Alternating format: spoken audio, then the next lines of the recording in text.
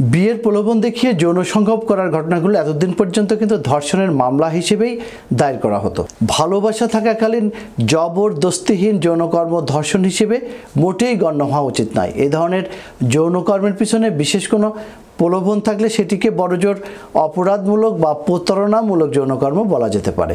সংশোধিত এই আইনে এই অপরাধকে বলা হয়েছে যে আস্থাভাজন সম্পর্ক থাকাকালে বিয়ের প্রতিশ্রুতিতে বল প্রয়োগহীন যৌনকর্ম মাত্র। প্রকৃতপক্ষে এ ধরনের যৌনকর্ম এতদিন পর্যন্ত ধর্ষণ হিসেবে গণ্য করা হলেও নতুন 2025 সালে নারী এবং শিশু নির্যাতন দমন আইনের যে সংশোধনী আনা হয়েছে সেই সংশোধনের পর থেকে আর এই জাতীয় ঘটনাকে ধর্ষণ বলে গণ্য করা হবে না।